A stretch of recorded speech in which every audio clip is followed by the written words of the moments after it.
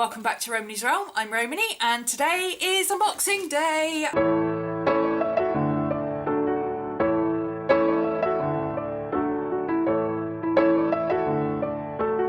I've just received both of my Witchy Essentials and my spell box, and I think, I'm not sure, but I think these are the January ones.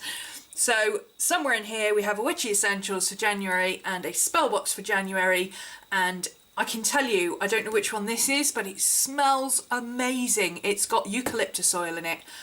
I can smell it. So I'm going to pick one. Let's do this one first since it smells nice. And see what's inside. Bum bum bum. Okay. Witches Essentials. Welcome to Magical 2017. So yes, this is the January box. As always, we have the information sheets. So we've got one on rose petals, birch leaves, parsley, and eucalyptus. And we also have an extra little thing on empowering your herbs.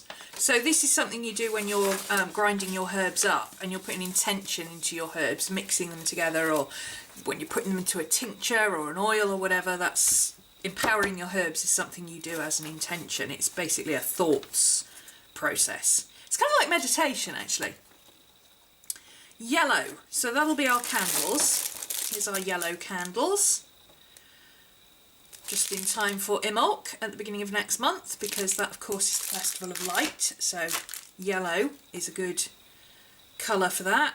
It's all to do with concentration and intellect and inspiration and cheerfulness and sunny days. It's what you need in the middle of winter, isn't it? A little bit of yellow to brighten your day up.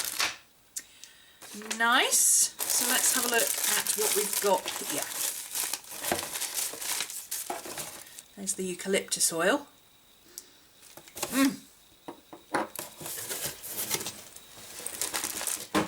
That's our creating bag. Here's our birch leaves. Oh yeah, that's what smells of tea. Yeah, that does smell like black tea. It's nice. So birch leaves.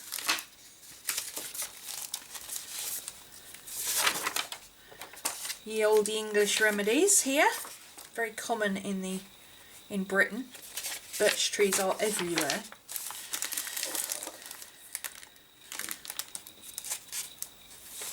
Linked to the goddess Freya and Brigid.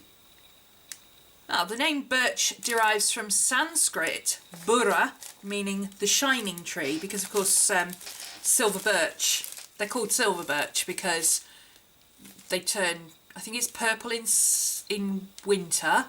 No, purple in summer, and then in the winter they get this silvery sheen on the bark, and the bark turns silver. It's lovely. So this can be used as a wash for impurities of the skin, used in ointments for psoriasis, eczema, dandruff, that kind of thing. Can be fermented in a tincture to use as a hair tonic, and magical purposes linked to Brigid, the bringer of light. So another Imbolc herb. Convey fertility, feminine power and endurance in adversity. So it's a good pulling you out of the winter, come on we can do it kind of herb. Goes with our yellow candles rather nicely. Parsley. This used to be associated with death, but now it seems to be associated with cleansing. Let's have a look. Ancient Greeks associated it with death. I knew that because I studied ancient history, not because I'm incredibly knowledgeable about parsley. They used it to decorate tombs and in funeral ceremonies. They used it to decontaminate their breath. The Romans used it to clean their teeth and sweeten their breath after meals. A popular thing with parsley is that if you have a very garlicky dinner, you put parsley in it, or you eat parsley afterwards, and it negates the smell of the garlic. European folklore says that pregnant women and witches can grow parsley properly. That only only pregnant women and witches can grow parsley properly, and that it should be planted on a Good Friday for the best crop. These kind of superstitions come from like the time of the year, like Good Friday. Easter is like often the first sunny weekend you get in March or April.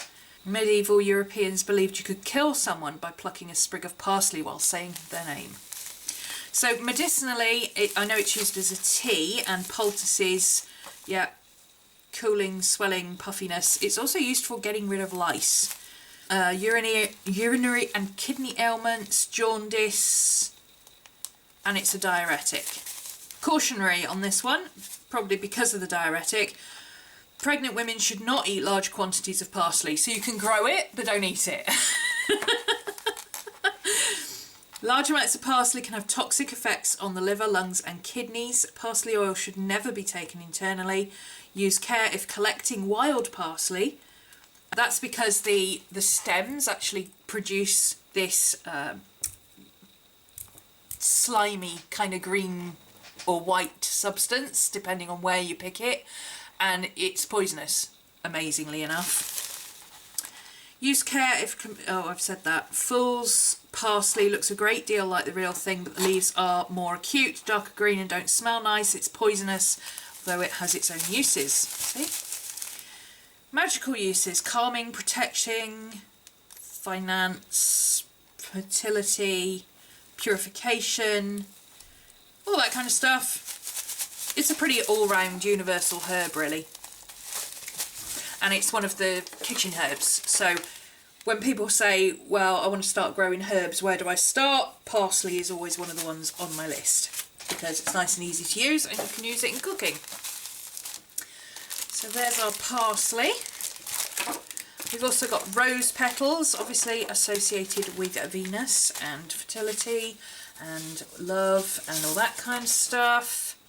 So again, another Imbolc thing. Roses have been cultivated for over 5,000 years. There are 150 natural named species and thousands more cultivated. Interesting.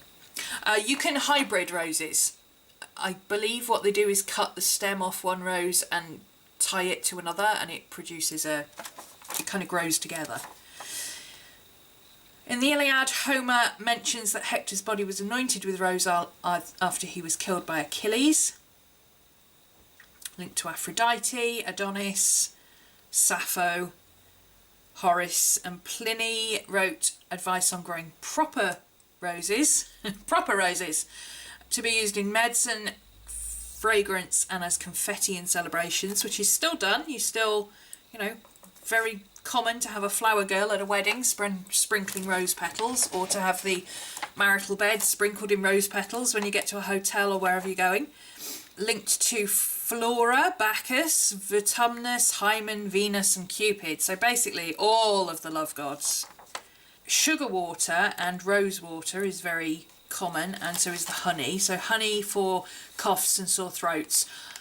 Rose vinegar for headaches.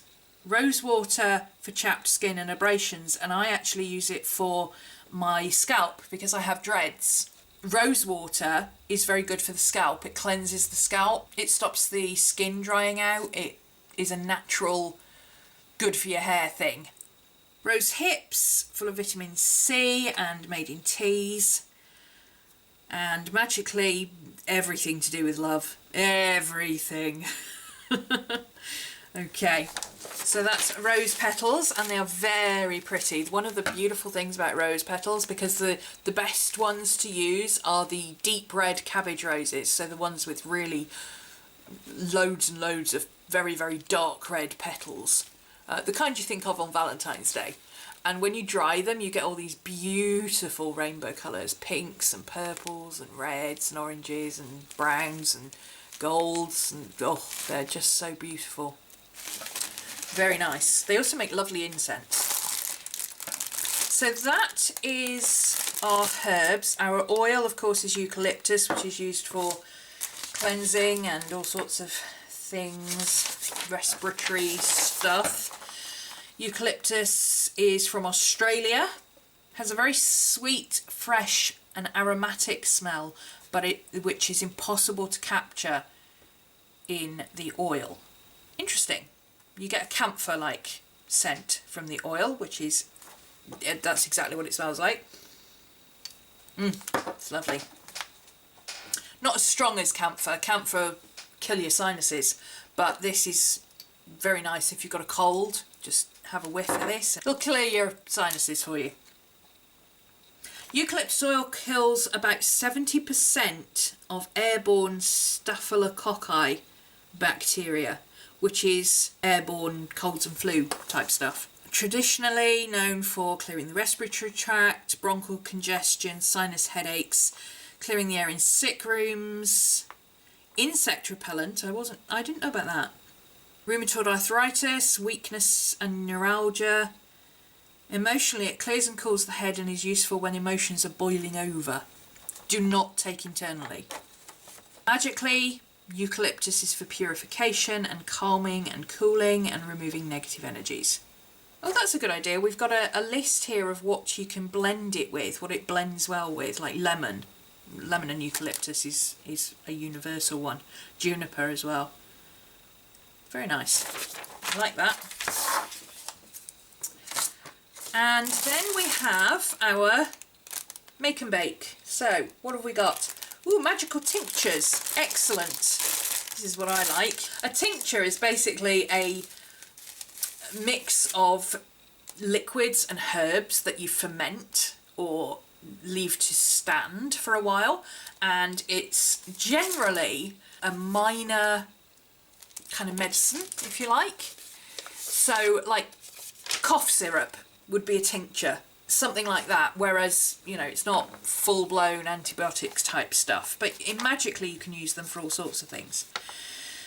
So, empower your herbs. Here's your thing on how to empower your herbs. Grind your dried herbs, mix with this, strain it. Yep, so basic stuff. Doesn't say what it's for. Oh, rosemary. It's a rosemary tincture. So love, healing, purification, all that kind of stuff. Again, it's the same theme. It's all Imulk type stuff. So let's have a look. This should be alcohol, yes.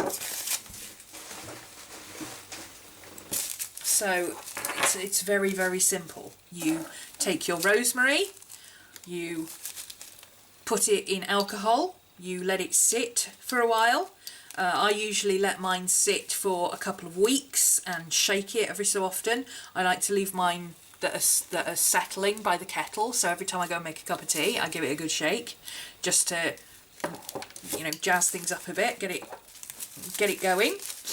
Then when you're done, you filter out the bits and any scum that's built up, because obviously these will, if you put dried leaves in liquid, they're going to start kind of fermenting, mulching almost. So you want to get rid of all the impurities, which is what the coffee filter is for. And then you put it in your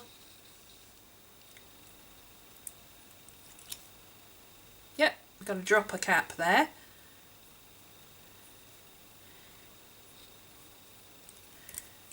And pop it in. Obviously don't do it while it's empty. And there's your tincture. So the good thing about these caps is that they're dropper caps, but once you put them in, they're completely sealed units. So you see these, they've got the seal on. So you could make this for somebody else.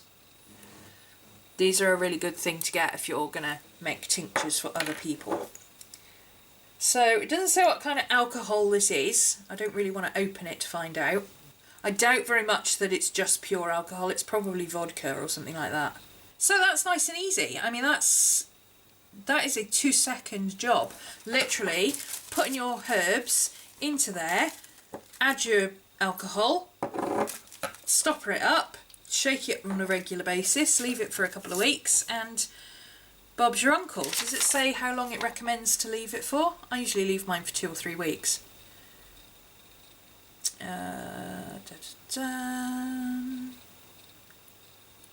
Yeah, shake the bottle every day for a week or two. Store it in a cool, dark place. Usual stuff. Other types of tinctures involve adding oils as well. So you could make rosemary oil for anointing candles by using the same stuff, but instead of using alcohol, use oil. What I like to do with rosemary is to put rosemary into virgin olive oil.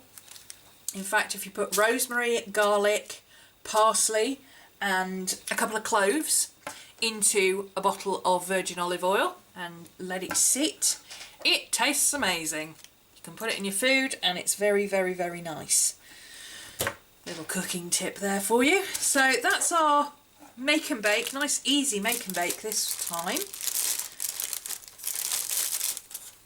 But it requires a little bit of patience. Now, if this is, obviously rosemary is another Imbolc herb. If you want to use this at Imbolc for anything, then you would need to make it now.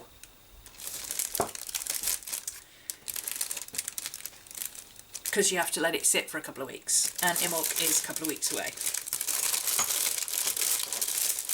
So there we go, that is our Witchy Essentials kit for January.